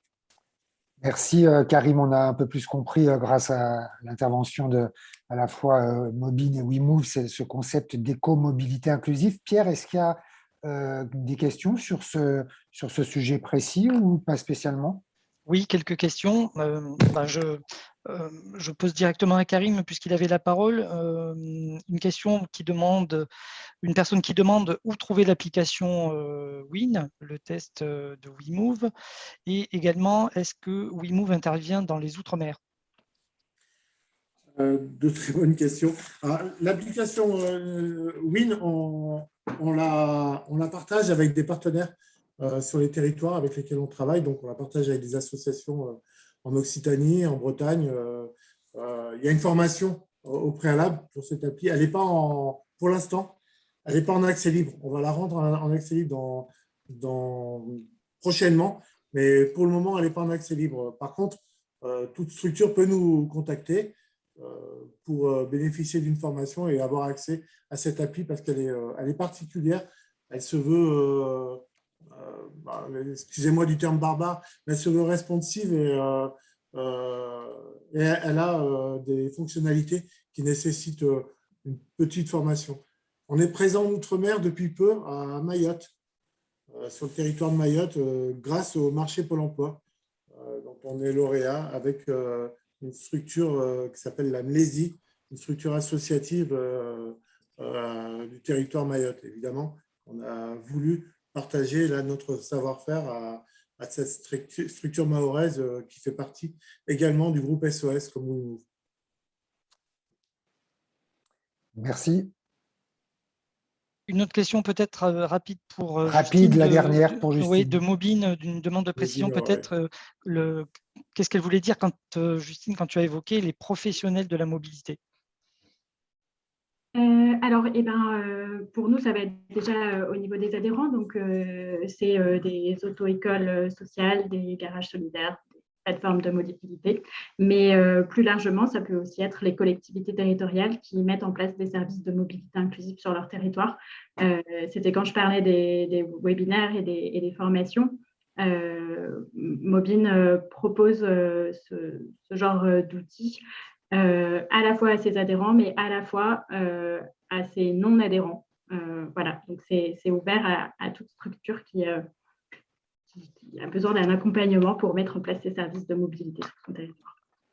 Merci beaucoup pour tous ces compléments d'information. On va s'intéresser maintenant aux solutions pour une mobilité durable pour tous. Alors, il ne s'agit pas évidemment de passer en revue tous les modes. On en a régulièrement parlé lors de nos webinaires précédents, je pense notamment au covoiturage, mais de faire ici quelques focus ciblés. Premier focus sur l'autopartage de véhicules électriques. Bonjour Bruno Flinois, merci d'être avec nous. Vous êtes président de CLEM et on va parler d'électromobilité partagée. En quoi cette solution est-elle destinée au plus grand nombre? Alors, en quelques minutes, puisque le principe, c'est de parler de l'autopartage en moins de 5 minutes. Donc, j'ai adoré tout ce que j'ai entendu avant. Et évidemment, la première raison d'exister de notre société, c'est de proposer une mobilité décarbonée et inclusive. Donc, durable et inclusive, si je peux me permettre d'utiliser les termes des brillantes personnes avant moi, autour de deux sujets. Premièrement, rentrer dans les exigences de la transition énergétique sur la partie transport et précisément sur la partie mobilité individuelle, 34%, j'ai vu plus même tout à l'heure sur la partie transport et 54% liés à la mobilité individuelle. Et dans cet effort demandé sur les territoires, la LOM a ciblé donc les nouvelles mobilités en complément des transports en commun. Et dans ces nouvelles mobilités, on retrouve assez systématiquement le vélo, vous en avez parlé, le covoiturage, mais l'autopartage beaucoup moins. Beaucoup de bornes de charge sont en train d'être déployées sur le territoire, mais pas d'autopartage. Et nous, on a tendance à dire les bornes de charge, c'est bien pour les gens qui sont riches, qui peuvent s'acheter une voiture et se permettre d'aller dans cette transition énergétique. Mais pour ceux qui sont moins riches, qui ne peuvent pas se payer de voiture électrique ou qui ne souhaitent pas se payer une voiture électrique, eh bien, rien de mieux que de rajouter l'autopartage. Donc, c'est notre sujet. Nous le faisons maintenant depuis 10 ans. Nous sommes présents dans 225 villes et villages. Nous avons pris le parti de proposer nos solutions dès le premier jour dans la ruralité et le périurbain, là où le besoin de mobilité et là où le besoin d'inclusivité est le plus élevé, pas spécifiquement dans la grande ville, même si nous venons de rentrer dans Paris qui, de par le fait que c'est une ZFE, propose des contraintes et là encore inclusivité, puisque les artisans, commerçants, professionnels de la logistique, les petits comptes propres, qui représentent plus de 50% de la pollution des transports dans Paris et plus de 20% des déplacements sont faits par des véhicules utilitaires légers, ne peuvent pas se permettre d'acheter des véhicules électriques et bornes de recharge associées et places de parking associées. Donc, c'est pour ça que aussi dans la ZFE, la grande ville, nous sommes présents. Mais l'idée première de notre proposition sur le partage et notre vision est la même que la vôtre, c'est tous les jours, j'interviens, je fais des réunions et tout le monde est d'accord, on va faire quelque chose, mais sauf que pas grand monde le démarre maintenant. Et pour être prêt en 2024, en 2027, en 2030, pour continuer à exister ensemble demain, parce que moi je crois, contrairement à ce que j'ai entendu tout à l'heure, que de toute façon la planète elle s'en fout, elle va continuer à exister, c'est plutôt nous qui n'existerons plus, eh bien c'est maintenant qu'il faut démarrer. Et donc notre proposition de valeur depuis maintenant 10 ans, c'est de proposer dans toutes les villes, dans tous les villages, une mobilité locale inclusive et bas carbone, tout simplement en partageant le véhicule électrique déjà existant ou en acquisition qui appartient à la commune, à une administration publique, CCAS équivalent, et de le partager en interne et en externe, de l'ouvrir et de partager les bandes de charge. C'est notre solution d'autopartage. Donc, bien sûr, l'ALOM a ciblé les intercommunalités comme étant les solutions de mobilité, ceux qui doivent mettre en place, promouvoir, diriger des solutions. Mais l'autopartage, ça doit s'effectuer à tous les niveaux, aussi bien au niveau de l'intercommunalité, mais que de la commune qui peut partager et ouvrir son véhicule. On a beaucoup d'exemples de petites communes qui avaient acquis un véhicule électrique et qui l'utilisent d'abord en interne, mais qui, sous condition, l'ouvrent et le proposent de manière très inclusive. Donc, on travaille directement ou indirectement avec les personnes qui ont présenté avant et des fois, les tarifs sont incroyables. On parle de 1 € de l'heure, 1,50 € de l'heure. Donc, vraiment, c'est ciblé pour les personnes qui n'ont pas facilement accès à la mobilité, pour qui la mobilité est beaucoup trop chère. Et donc, nous avons souvent vu ces prix pratiqués à 1 € par heure, tout simplement parce que ça ne leur coûte pas grand-chose, c'est-à-dire qu'ils ont déjà le véhicule, ils ont déjà la bande de charge, et en fait, l'ouvrir à tout le monde, eh bien, proposer ce partage, à la fois, ça permet de promouvoir la mobilité électrique, à la fois, ça permet de créer des solutions, et à la fois, les coûts gagnés, même si c'est 1 € de l'heure, vont couvrir les frais supplémentaires liés au partage. Donc, notre ambition et notre vision, c'est de dire à tout le monde, partagez déjà un véhicule et une borne de charge. Et si on le fait dans toutes les communes de France, dans tous les conseils départementaux, dans toutes les intercos, eh bien, la transition, on va la faire. Tout simplement parce qu'un véhicule électrique, comme vous l'avez dit tout à l'heure, ça consomme 7 fois moins, produit 7 fois moins d'émissions de gaz à effet de serre qu'un véhicule thermique. Et quand on partage un véhicule, et je prends les brillants chiffres de l'ADEME que nous pouvons vérifier au quotidien, un véhicule, ça remplace entre 5 à 7 véhicules. Donc, nous, on a une moyenne d'une vingtaine d'abonnés par véhicule. Et sur cette vingtaine d'abonnés, 4, 5, 6 sont des récurrents, c'est-à-dire des gens qui vont utiliser plusieurs fois dans le mois et toute l'année. Et puis, le reste sont des gens qui vont faire une mobilité occasionnelle. Slide numéro 2. Et je donne des exemples, certains reconnaîtront puisque certains participent directement et indirectement à ces projets. Donc, vous voyez des projets qui sont soit des projets de communes, soit des projets de conseils départementaux, soit des projets à l'échelle d'une intercommunalité. Donc, Lulu, en haut, c'est Lunéville-Baccarat. Et là, l'inclusivité s'est portée sur un choix politique qui est très intéressant à souligner, c'est que chacune des villes et villages a eu droit à son véhicule partagé. Et donc, il y a une petite ville là-dedans de 75 habitants. Et on s'aperçoit que la station de la ville de 75 habitants, elle est très, très correctement utilisée. Elle n'est pas moins bien utilisée qu'une station au cœur de Lunéville. Ce qui compte, c'est la densité de besoins autour de la station. Donc, si vous avez une station et qu'il y a un besoin de mobilité autour de cette station, qu'il y a, par exemple, des habitats sociaux, qu'il y a autour des gens qui ont besoin de faire des déplacements pour aller voir une personne âgée en EHPAD, pour aller transporter des enfants, des associations qui ont besoin donc, de véhicules. Donc, l'exemple du Pays de l'Imbre, le véhicule est gratuit, je crois, pour les associations, alors qu'il est payant pour le tout public, pareil, pour quelques euros. Donc là, ça a devenu le véhicule vraiment social qui remplit toutes les fonctions partagées dans la ville. Là encore, avec des facilités, c'est-à-dire que l'association a bien sûr une priorité pour l'usage, par exemple, le mercredi, alors que les personnes autres vont pouvoir l'utiliser que s'il est disponible. Donc, des solutions à l'échelle d'une intercommunauté comme Lulu, des solutions à l'échelle d'une commune comme l'Imbre. Alors, c'était une commune, maintenant c'est devenu une interco, ou Tingebray qui était une commune et qui est passée de 2 véhicules maintenant à 8 véhicules parce que c'est devenu une interco.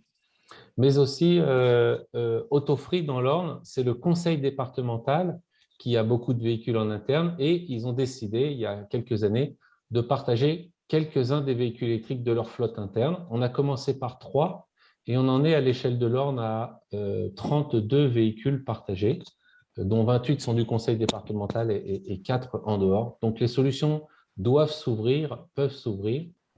Et je vais prendre un dernier exemple qui est, pour faire bref, qui est celui de Copimo, mais on travaille aussi avec Plurial, on travaille avec CDC Habitat, on travaille avec 3F, on travaille avec tous les principaux bailleurs sociaux. Et là, on voit que le véhicule électrique partagé permet à tous de profiter déjà de la transition énergétique, remplit les besoins de 90% des usagers, c'est-à-dire que malgré l'autonomie plus faible d'un véhicule électrique, on voit que dans 98% des cas, c'est suffisant par rapport à leurs besoins et leur permet pour quelques euros d'accéder à un véhicule. Et comme vous l'avez dit très justement tout à l'heure, la dépense moyenne pour un foyer, c'est de l'ordre de 450 € par mois. Et là, on a des usagers qui, même en l'utilisant de manière fréquente, vont dépenser moins de 100 € par mois. Donc, on leur fait gagner beaucoup d'argent. Donc, maintenant, je vais juste venir sur les problèmes. Premièrement, il va falloir conclure, Bruno, si vous voulez nous expliquer exactement. En conclusion, l'autopartage c'est qu'on a en 5 besoin d'une minutes. conduite du changement, comme vous le disiez tout à l'heure. C'est absolument nécessaire de travailler avec donc des organisations comme vous, parce qu'il y a besoin d'une conduite de changement sur les territoires. Deuxième problématique, c'est que la mobilité reste un sujet complexe, c'est-à-dire comme les transports, hein, et donc du coup, nous devons faire face à toutes les problématiques autour de la mobilité, donc incivilité, problème de suivi des véhicules, et donc c'est un sujet très précis, très structuré, et là encore, il faut de la conduite de changement pour éliminer les quelques individus qui posent problème pour s'assurer que les solutions perdurent. Voilà. Et nous avons fait perdurer des solutions depuis plus de 8 ans, donc c'est tout à fait possible et mesurable. Merci beaucoup. Il y a des questions, on les prendra en bloc à la fin de nos focus, à la fin de ce webinaire. Merci beaucoup, Bruno Flinois, pour toutes ces explications. Comment traiter de mobilité durable sans parler de mobilité active, avec notamment cette question. Comment faire du vélo une solution de mobilité du quotidien pour tous? Bonjour Marion Georges. Bonjour. Merci d'être avec nous. Vous êtes directrice adjointe de Solicycle, atelier de vélo solidaire. Et vos actions tournent autour à la fois du vélo alliant solidarité, écologie et lien social. Avec ce constat et cette question qui revient souvent, comment faire pour que les publics les plus fragiles ne considèrent plus le vélo comme une solution au rabais? Est-ce que c'est aussi quelque chose que vous constatez? Oui, tout à fait. Et, tout à l'heure, ça a été évoqué. Il y a des préjugés qui ont la vie dure encore au sein de ces publics, notamment le véhicule personnel, individuel est quand même vu comme synonyme d'accession à un certain statut social. Donc, il y a un certain nombre d'actions qui sont à mener pour lutter contre ces idées. Et parallèlement, on voit qu'une autre classe de la population un peu plus aisée a une pratique du vélo qui augmente. Donc, il y a différentes actions qui sont possibles et avec Solicycle, on essaye d'essayer d'attirer. Donc, Solicycle, je vais vous présenter très rapidement ce que c'est avant de vous illustrer comment nous, on essaye de lever les freins à la pratique du vélo des publics fragiles. Donc, Solicycle, c'est un projet qui est porté par l'association Études et Chantiers Île-de-France depuis 2007. Donc, on a bien plus de 10 ans aujourd'hui d'expertise sur ce sujet et on essaye de promouvoir la mobilité à vélo pour toutes et tous en agissant à plusieurs niveaux. Donc, la lutte contre les exclusions, donc notamment on porte des ateliers chantiers d'insertion qui ont pour support la mécanique cycle et qui accompagnent vers l'emploi durable des personnes exclues du marché du travail. Donc, sur le support de la mécanique cycle qui, très rapidement, est quand même un secteur à fort débouché en emploi. Mais on a aussi d'autres projets au-delà de ce dispositif ACI qui sont des projets qui visent les personnes éloignées de l'emploi et pas que dans un dispositif insertion, mais notamment les bénéficiaires du RSA ou des personnes qui sont accompagnées par des maisons de quartier, des centres sociaux, etc.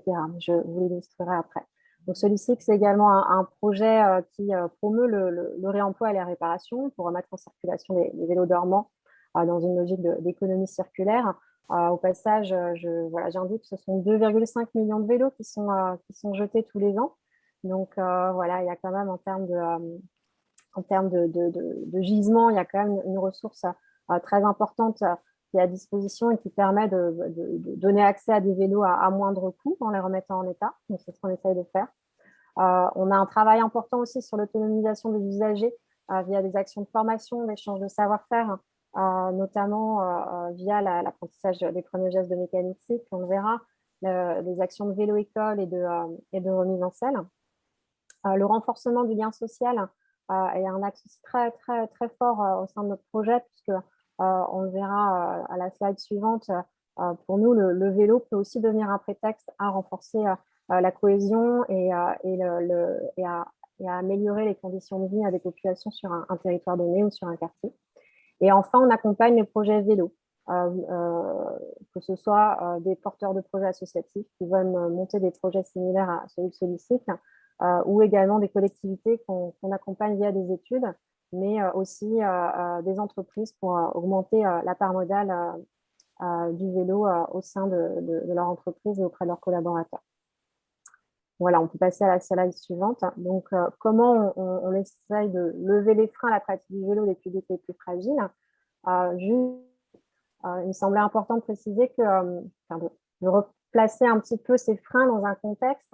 On cite souvent parmi les freins à la pratique du vélo l'inadaptation d'espaces publics. Donc, il manque d'infrastructures, de pistes cyclables, il manque de stationnement. On cite également la peur du vol. Et on souligne assez peu souvent qu'il existe d'autres freins qui touchent notamment les publics fragiles, qui sont ne pas savoir faire du vélo, ne pas avoir les moyens d'acheter un vélo et ne pas savoir faire face aux premières pannes d'un vélo. Ce qu'il faut comprendre par là, c'est qu'un vélo en mauvais état, si on ne sait pas changer un pneu, régler ses freins, c'est un vélo qui va être abandonné. Et la pratique du vélo va être abandonnée ou remise à plus tard. Donc, Solicite essaye d'apporter des réponses à ces trois freins que je viens de citer. Donc, via notamment l'autoréparation. Donc, l'autoréparation, pour nous, c'est comment renforcer la capacité d'agir des personnes, comment renforcer la vélonomie, c'est-à-dire l'autonomie à vélo. Donc, nos ateliers sont des lieux ouverts aux habitants et les usagers, ils sont accompagnés dans l'apprentissage des premiers gestes de mécanique. Ils sont accompagnés par nos mécaniciens et mécaniciennes en contrat d'insertion et par des bénévoles. Donc, ça donne lieu à des moments d'échange. Les publics qui fréquentent nos ateliers sont très variés. Il s'agit vraiment de toutes les classes sociales qui se rencontrent et ça permet de créer les conditions d'entraide et de rencontre entre les habitants. Mais également, les équipes Solicite se déplacent au plus près des usagers sur leur lieu d'habitation, au pied d'immeubles, sur les places publiques, en entreprise, et proposent des animations conviviales où on vient passer du temps en famille, rencontrer ses voisins, tout en s'entraidant mutuellement avec un objet fédérateur qui est le vélo. Donc là encore, il s'agit de promouvoir la vélonomie tout en partageant une activité avec son entourage, avec ses voisins, avec sa famille. Voilà, donc un des moyens qu'on met en place pour lever les freins à la pratique du vélo. Et sur la slide suivante, alors je vais vous illustrer deux projets qu'on mène à Solicite. Un projet qui s'appelle Un vélo jusque 10 ans, qu'on met en place sur deux territoires, un territoire de Seine-Saint-Denis et un territoire dans le 14e arrondissement, un quartier prioritaire dans le 14e arrondissement de Paris. Donc, ce projet a pour objectif de permettre à des enfants issus de familles modestes d'accéder à un vélo qui serait toujours à sa taille. Donc, on constate qu'il y a des enfants qui n'ont pas de vélo parce que les familles n'ont pas les moyens d'en acheter un. Donc, nous, on a monté ce projet en lien avec nos partenaires locaux, avec des centres sociaux, avec des maisons de quartier, avec des foyers d'aide sociale à l'enfance, qui identifient des familles qui ont des revenus limités, qui ne peuvent pas acheter un vélo à leur enfant, et nous orientent ces familles. Et nous proposons gratuitement un vélo à leur enfant et qui sera entretenu et qui sera toujours à sa taille jusqu'à ses 10 ans, puisque quand l'enfant aura grandi et que le vélo sera trop petit, on remplace ce vélo dans un système un peu de troc au sein du pool d'enfants bénéficiaires. Donc, quand le vélo est trop petit pour l'enfant, et peut-être un autre enfant va pouvoir lui prêter lui donner son vélo. Donc, il y a un système de troc au sein des bénéficiaires. Et on va également permettre à l'enfant et à sa famille d'apprendre à réparer le vélo, donc pour pas justement abandonner ce vélo. Donc, on va privatiser l'atelier pour accueillir des temps, des moments de partage en famille et entre familles pour qu'elles apprennent les premiers gestes de mécanique et donc qu'elles persistent dans cette pratique. Donc, c'est un moyen à la fois pour celui-ci de promouvoir le vélo en tant que mode de déplacement et évidemment aussi de promouvoir une consommation responsable, de privilégier la réparation plutôt que l'achat du neuf et d'apprendre à ne pas jeter. Donc ça, c'est un projet qu'on mène donc sur 2 territoires depuis 4 ans environ, qui est donc en partenariat avec donc les acteurs vélo avec les acteurs locaux, comme je le disais, les centres sociaux, l'aide sociale à l'enfance, la CAF et des financements souvent liés à des contrats de ville également en local.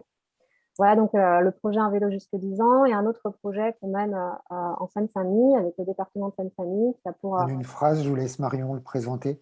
D'accord. Qui a pour objet de favoriser la mobilité des salariés en insertion, des structures d'insertion de Seine-Saint-Denis, mais également des bénéficiaires du RSA de Seine-Saint-Denis, via des ateliers de discussion et de sensibilisation aux différentes solutions qui s'offrent à ces personnes pour se déplacer à vélo, que ce soit accéder à un Vélib, un Véligo, à trouver un atelier solicycle ou associatif sur son territoire pour acheter un vélo à bas coût. Et on propose des sessions de formation de 2 jours à ces personnes pour qu'elles puissent pratiquer le vélo en toute sécurité et apprendre également les premiers gestes de mécanique. Si ces personnes le souhaitent, elles peuvent disposer d'un vélo mis à disposition donc, pendant une durée de 6 mois ou jusqu'à la fin de son contrat en insertion. Donc ça, c'est une autre action qu'on met en place donc sur un territoire donné pour permettre aux personnes fragiles, éloignées de l'emploi et bien souvent résidant des quartiers prioritaires d'accéder à la pratique du vélo. Merci beaucoup Marion. Il y a là aussi des questions, mais on va terminer nos focus avant de revenir vers chacun d'entre vous. Donc, restez avec nous. Merci beaucoup Marion, Georges. On ne le dit jamais assez, hein, les mobilités actives, que ce soit le vélo, la marche et puis plus globalement l'activité physique, c'est un facteur de bonne santé. Et c'est vraiment là-dessus c'est ce sur quoi nous avions envie d'insister avec vous, Sébastien Simoneau. Merci d'avoir patienté jusqu'à maintenant avec nous. Vous êtes coordinateur national du projet Éco-Santé de l'association Ciel Bleu. Votre mission, c'est la remise en mobilité de publics fragiles par l'activité physique adaptée. On va donc parler d'activité physique. Qu'est-ce que l'activité physique adaptée ? C'est ça, bonjour à tous. Donc, je vais vous présenter rapidement les actions de Ciel Bleu autour de l'activité physique adaptée, puis plus spécifiquement celles que l'on propose à nos bénéficiaires autour de la mobilité active via le programme Éco-Santé. Donc, Ciel Bleu, en fait, c'est surtout 700 professionnels spécifiquement formés à l'activité physique adaptée, qui est vraiment notre outil principal et notre cœur de métier. On œuvre chaque semaine partout en France en proposant ces séances d'activité physique à 140 000 bénéficiaires pour améliorer leur qualité de vie, leur bien-être et leur santé, mais aussi faire reconnaître cette activité physique adaptée comme une véritable offre thérapeutique à part entière. Elle est proposée à tous, quelle que soit sa situation personnelle. Donc, ça peut être par exemple une personne âgée dépendante, une personne qui a un cancer, qui a du diabète, une personne en situation de handicap, mais ça peut aussi être des salariés du BTP, du secteur médico-social, et donc des profils très, très variés. Et Ciel Bleu, c'est aussi d'autres sensibilisations autour de l'alimentation, mais aussi sur notre manière de se déplacer au quotidien et donc sur la mobilité active. Et tout cela, l'objectif, c'est de promouvoir une meilleure santé globale au sein d'un écosystème bienveillant que l'on propose à l'ensemble de nos bénéficiaires. Donc, sur la slide suivante, pourquoi avons-nous intégré ces actions autour de la mobilité ? Tout d'abord, donc on a émis quelques constats qu'on a déjà vus en introduction. On a d'un côté la pollution d'air, notamment aux particules fines, qui est un enjeu de santé publique de plus en plus important, au même titre que l'inactivité physique, qui est responsable de 10% des décès. Et de l'autre côté, notre manière de se déplacer au quotidien, où 40% de nos trajets de moins de 3 km se font en voiture. On a une une marge de manœuvre pour intégrer plus d'activité physique sur ces trajets. Et également, l'Organisation mondiale de la santé, qui, pour préserver sa santé, recommande du coup la pratique d'activité physique 150 minutes par semaine. Ça représente à peu près 30 minutes par jour. Et 30 minutes par jour, ça peut s'intégrer assez simplement dans beaucoup de nos déplacements du quotidien, car 30 minutes, c'est un peu plus de 2 km à pied ou un peu plus de 7 km à vélo selon la vitesse de pédalage et si on utilise un vélo électrique ou non. Et donc voilà, par notre manière de se déplacer, on peut facilement faire plus d'activité physique, être acteur de sa santé, la préserver, mais aussi préserver son environnement à son échelle. Du coup, c'est pour toute cette raison qu'on a mis en place le programme Éco-Santé. Donc sur la slide suivante, l'objectif du programme Éco-Santé, il est de sensibiliser 40 000 de nos bénéficiaires qui vivent à domicile sur les enjeux de la mobilité active et durable. Donc, à l'heure actuelle, 15 000 de bénéficiaires ont déjà été sensibilisés. Pour vous faire un peu une idée de leur profil, une très grande majorité ont plus de 65 ans, 88% exactement. 75% ont une voiture. 20% vivent en résidence senior non médicalisée et les autres plutôt en maison ou appartement. C'est aussi des personnes qui voient aussi l'usage de leur voiture comme un levier également pour leur autonomie, pour continuer à être autonome le plus longtemps possible, notamment pour se déplacer librement. Et ce sont également des générations qui par le passé, faisaient beaucoup de vélo, de marche dans leurs déplacements au quotidien et qui ont également observé l'évolution de nos déplacements au fil des années, avec l'arrivée de la voiture, la modification des aménagements urbains et ruraux. Et ils ont aussi un rôle intéressant dans tout ce qui est également transmission de savoir autour de tout l'aspect intergénérationnel avec leurs enfants, leurs petits-enfants, qui seront aussi les acteurs du changement pour l'avenir.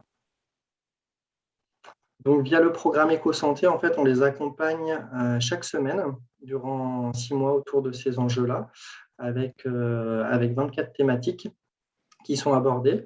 On leur propose des défis chaque semaine pour les aider, par exemple, à mieux utiliser leur voiture, à découvrir les solutions existantes proches de chez eux, à découvrir ou redécouvrir certains transports en commun, à se déplacer à pied ou à vélo en sécurité. Et en complément, on propose également des séances spécifiques de réentraînement à la marche, comme par exemple la marche nordique.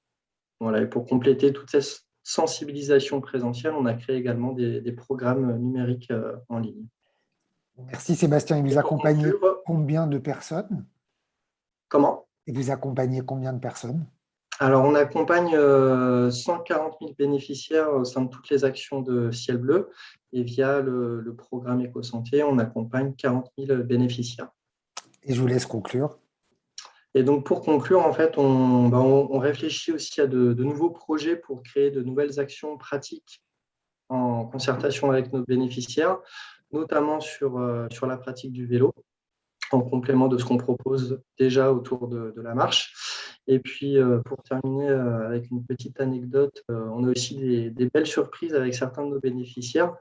Par exemple, récemment, on a un de nos bénéficiaires qui a la maladie de Parkinson et qui suit nos séances toutes les semaines dans les Pyrénées, qui était sensible au message qu'on souhaite faire porter via le programme, qui a écrit et qui a enregistré une chanson.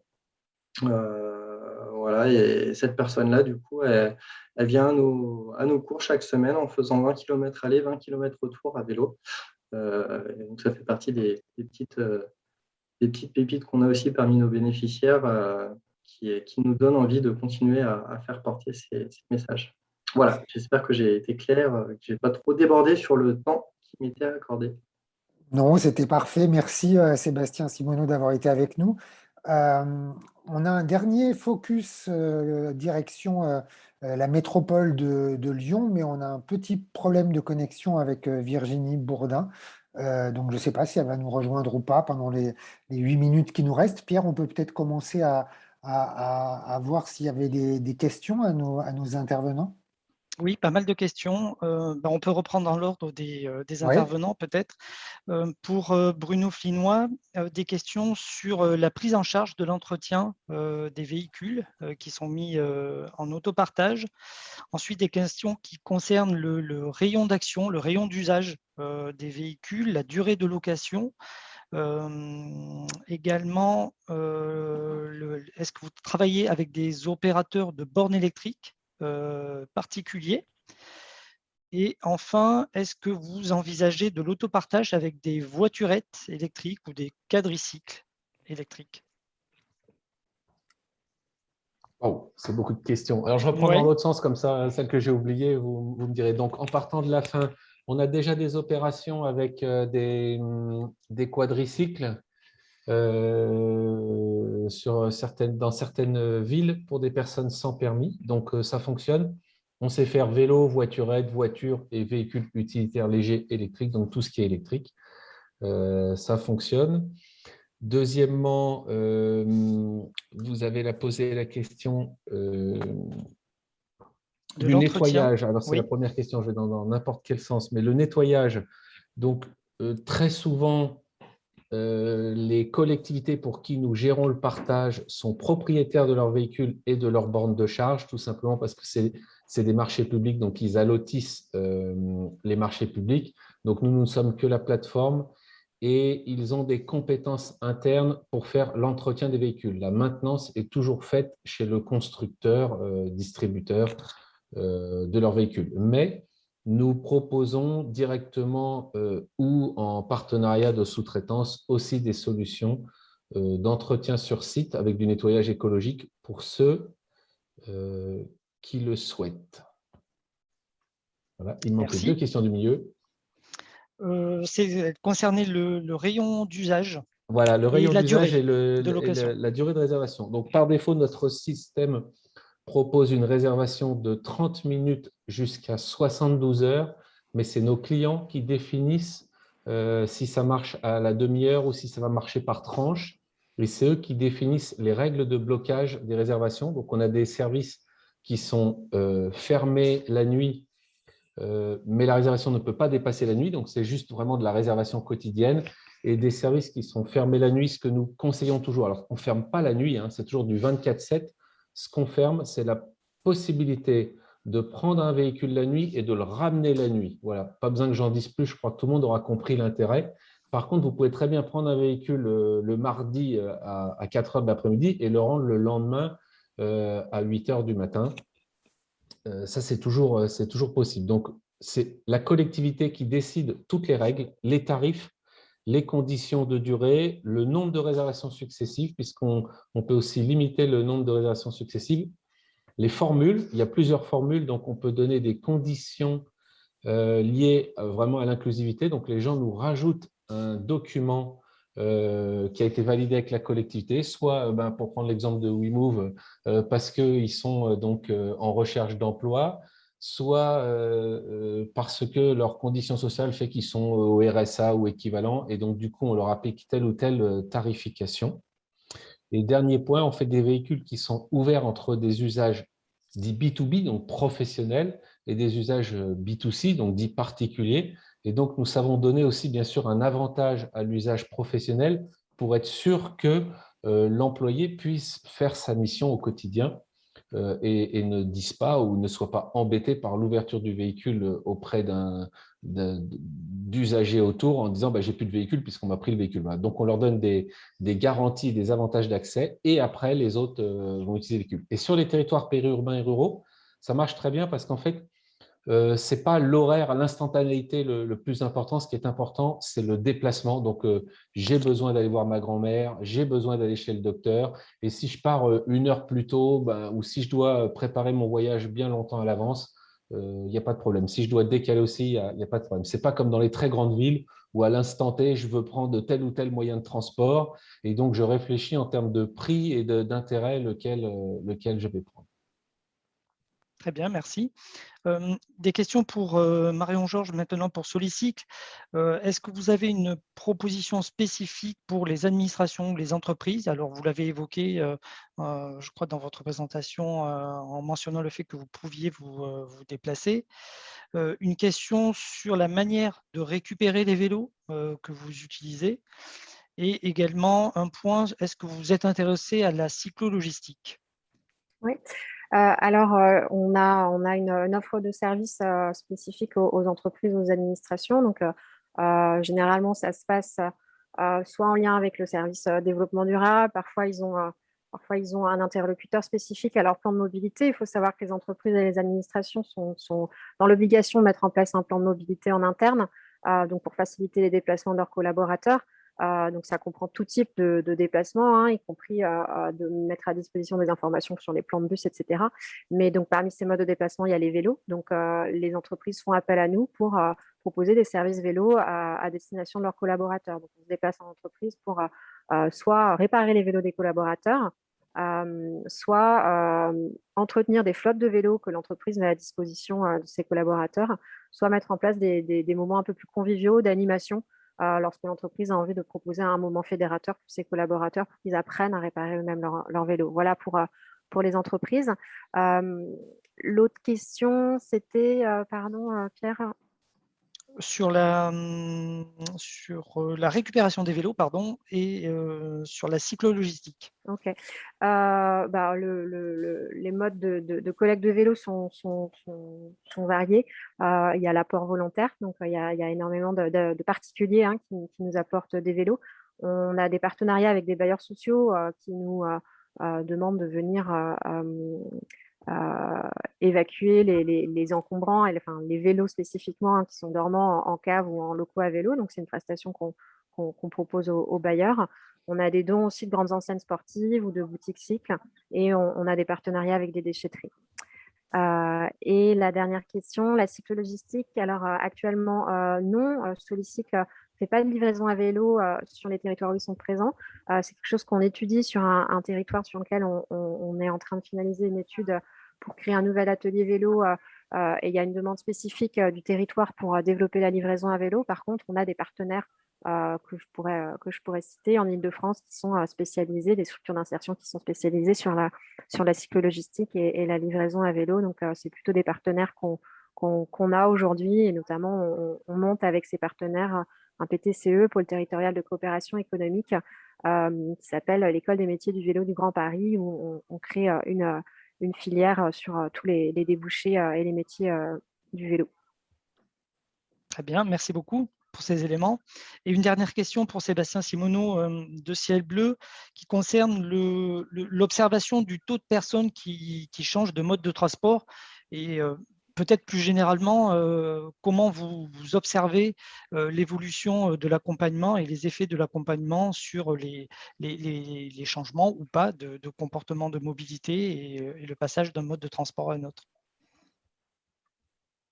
Alors, à l'instant T, c'est difficile de répondre précisément à cette question car on est en train de mettre en place toute une démarche d'évaluation pour mesurer l'impact de la sensibilisation qui est proposée aux bénéficiaires et voir du coup, pour pouvoir évaluer précisément s'il y a des changements de comportement de report modal, de quelle sorte. Donc, c'est en cours et malheureusement, je n'ai pas de réponse précise à donner pour le moment. Mais en tout cas, c'est bien une de vos préoccupations et c'est ça qui est important de faire passer comme message. Merci. Merci beaucoup, Pierre. Merci à tous. Je vais revenir avec vous, Pierre, pour conclure, mais nous allons pouvoir, comme convenu, faire notre dernier focus et nous diriger vers la métropole de Lyon pour parler d'un sujet qui, pour le moins, cristallise ce lien ou cette tension entre transition écologique et inclusion. C'est la question des ZFE. Comment la puissance publique prend-elle en compte les personnes les plus fragiles quand elle met en place des mesures environnementales? Bonjour Virginie Bourdin, vous êtes chef de projet zone à faible émission à la métropole de Lyon. Bonjour. On est très heureux que vous soyez là. On vous avait Je suis vraiment désolée d'arriver si tard. Mais je sors d'un comité de pilotage et voilà. On comprend que c'est un sujet hautement compliqué, que vous devez être effectivement happé. En tout cas, vous êtes au cœur de ces problématiques. Si je ne me trompe, les ZFE entreront en vigueur en septembre 2022 à la métropole de Lyon. Expliquez-nous le travail que vous menez justement en ce moment en amont, à la fois de concertation, de consultation, et comment est-ce qu'on arrive à prendre en compte l'avis ou le besoin des personnes les plus fragiles? Alors, déjà, vraiment, je présente toutes mes excuses aux participants pour cette arrivée tardive. Je suis ravie d'être avec vous et j'espère pouvoir revenir, vous parler de la ZFE un peu plus longuement. Sur la métropole de Lyon, on est effectivement déjà on a déjà une ZFE qui est active parce qu'en fait, on fait partie de ces métropoles qui sont soumises à des dépassements de seuil réglementaires en termes de pollution de NOx réguliers. Et donc, on a cette obligation de mettre en place une zone à faible émission sur la métropole de Lyon, comme 10 autres métropoles en fait sur le territoire. Donc finalement, dans les 4 qui sont actives aujourd'hui en France, il y a notamment celle de la métropole de Lyon, mais qui ne concernait en fait que les professionnels, les véhicules utilitaires légers et les poids lourds. En fait, compte tenu de l'enjeu en fait, de réduction de la pollution de l'air, les élus en fait ont pris une délibération le 15 mars dernier pour acter en fait la nécessité d'élargir en fait la zone à faible émission aux particuliers. Un chiffre, 15% en fait des véhicules immatriculés sur les métropoles sont des véhicules professionnels, 85% sont des véhicules particuliers. Donc on voit bien qu'il faut qu'on intervienne sur les particuliers, même si en termes de pollution, les 15% des véhicules professionnels sont responsables pour 50% de la pollution. Pour autant, compte tenu des enjeux et des niveaux de pollution, on est obligé en fait d'étendre cette ZFE vers les particuliers. Et de toute façon, c'est une volonté politique. Donc, dans le cadre dans cet objectif de réduction de la pollution, les élus ont bien en fait conscience que en étendant en fait cette ZFE aux particuliers, on va toucher des populations qui en fait, la question qu'on doit se poser, c'est qui a les vieux véhicules en fait dans les métropoles. Et en fait, nos études nous montrent que les vieux véhicules sont possédés par les personnes qui sont les moins dotées financièrement, donc qui ont les revenus les plus modestes. Donc la corrélation est tout à fait évidente. Nos cartes, elles montrent très bien que les véhicules, effectivement, les plus anciens sont dans les communes qui, effectivement, ont des revenus médians qui sont les plus faibles. Donc la corrélation elle est tout à fait évidente. Et par rapport à ça, nos élus en fait ont décidé d'enclencher en fait une grande concertation pour pouvoir se donner le temps de la discussion et puis aussi de travailler sur tous ces cas particuliers qu'il va falloir nous prendre, dont il faut qu'on prenne la mesure à la fois pour notre dispositif d'aide et à la fois pour notre dispositif de dérogation. Donc, sur la métropole de Lyon, on a une concertation qui est ouverte aujourd'hui, qui dure 5 mois, qui a commencé le 3 septembre et qui va s'achever en fait le 5 février. Et cette concertation, elle se déroule de plein de façons, à la fois par des réunions publiques numériques qui sont ouvertes et qui permettent aux habitants de participer, mais également des équipes mobiles qui vont sur l'ensemble du territoire donner de l'information, parce qu'il faut quand même bien savoir que les ZFE sont très peu connus. Même s'il y a cette urgence dans le calendrier, en fait, c'est une vraie seringue.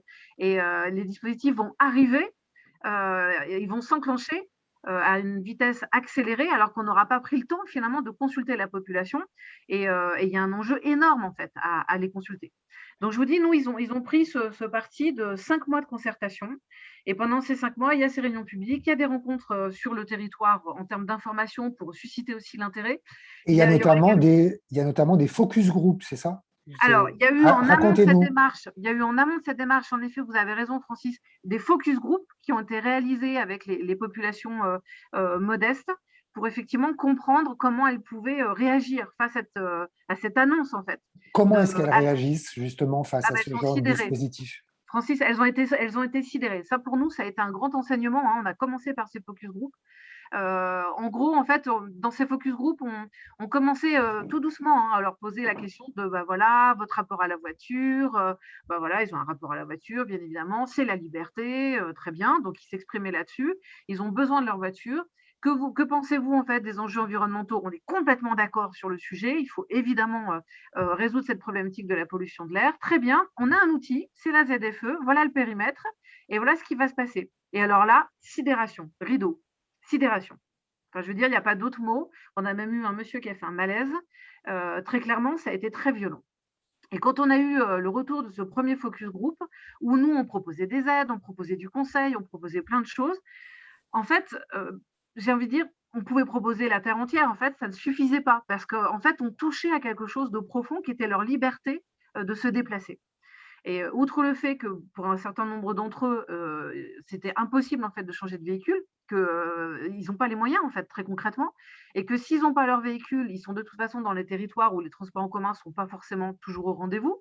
Donc ils ont un espèce de cumul de difficultés. Et là, en fait, moi, pendant tout le temps des focus, ils ne sont pas sortis de leur état de sidération. Et on pouvait proposer tout ce qu'on voulait, ils ne sortaient pas de l'état de sidération. Donc ça nous a beaucoup alertés. Et ça a beaucoup alerté les élus qui ont dit, il n'y a pas moyen, on fait au moins 5 mois de concertation. Donc ça, voilà, les focus étaient en amont. Et là, maintenant, on est vraiment dans ce temps de la concertation où on a une plateforme qui est en fait un lieu d'interface où on met à la fois toutes les informations, où il y a beaucoup de questions auxquelles on répond, où il y a des avis, des propositions, où ils peuvent récupérer tous les comptes rendus. Et voilà, c'est au travers de cette plateforme et de tout le dispositif qu'on met en place qu'on essaie de récupérer un maximum d'informations sur à la fois des situations qui sont vécues comme individuelles, mais qui sont en vérité tout à fait collectives, parce qu'elles se multiplient en fait.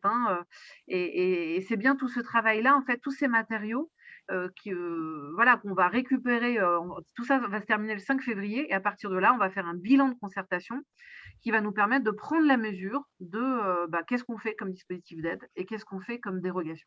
Vous reviendrez nous en parler. On est un peu pris par le temps. On ne pourra pas avoir des questions-réponses. En tout cas, on va suivre ça de près. Pierre, justement, je voulais vous laisser encore la parole quelques minutes pour que vous présentiez justement le projet sur lequel travaille le laboratoire de la mobilité inclusive autour de cette question de l'inclusion et de la transition. Comment allier transition écologique et inclusion sociale. Ce projet a plusieurs briques. Nous allons le lancer en 2022 et il est précisément né de tous ces constats qu'on a pu recueillir tout au long de cette année 2021 de la démarche Tous Mobiles. Oui, c'est ça. Les partenaires du laboratoire de la mobilité inclusive ont décidé collectivement de se pencher sur cet axe de travail et d'en faire un sujet prospectif qui sera une sorte de fil rouge en 2022 autour de comment lier la transition écologique et l'inclusion sociale. Alors, ce projet qui est assez large se déclinera au cours de différentes étapes. Certaines ont été déjà évoquées depuis tout à l'heure. Ce sera d'abord une tribune de positionnement du LMI autour de cette question, transition écologique, inclusion. Ensuite, une étude qu'on est en train de conduire au sein du LMI avec le cabinet Auxilia qui analyse les retours d'expérience et les visions, en quelque sorte, des acteurs de la mobilité et des collectivités territoriales autour de ce sujet. Ensuite, la recherche exploratoire qui a été évoquée, qui a été conduite par Vincent Kaufmann et Gérard Renja, qui est intervenu tout à l'heure, autour de mobilité durable, mobilité inclusive et quel processus éducatif qui sera publié en 2022. Et enfin, pour terminer, un cycle de podcasts avec 6 épisodes qui auront cours l'année prochaine, 2022, autour toujours de ce thème transition écologique et inclusion sociale. Et l'ensemble de ce projet sera présenté publiquement au mois de mars 2022, très certainement au cours d'une demi-journée de présentation et de débat autour de ces sujets. Voilà, la mobilité durable et la mobilité pour tous, on va donc beaucoup en parler au cours de l'année prochaine. Je voudrais vraiment remercier chacun des intervenants de ce webinaire, tous les participants qui ont été fidèles, nombreux et assez réguliers depuis tout à l'heure, depuis le début de notre rendez-vous. Juste le temps de vous annoncer un prochain rendez-vous, un rendez-vous anniversaire. Il aura lieu le 26 janvier prochain, à l'occasion des 1 an de la démarche Tous Mobiles. Nous vous donnons rendez-vous à la fois à Bordeaux, un événement régional, mais aussi en distance et en visio, un petit peu de partout. Une après-midi de table ronde et d'échange. Vous pouvez dès maintenant vous inscrire sur le site du LMI. On aura au total 3 tables rondes. Je ne sais pas si on peut avoir les slides. Voilà.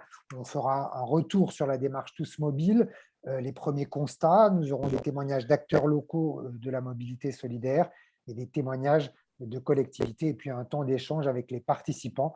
Donc un temps à la fois en présentiel et en distanciel pour fêter les 1 an de cette démarche Tous Mobiles. Je vous remercie tous et toutes pour votre participation cet après-midi et à tous les participants qui ont assisté à ce dernier webinaire de l'année, mais rendez-vous dès le 26 janvier. Merci à tous, bonne fin d'année. Merci, au revoir. Au Merci revoir. à tous.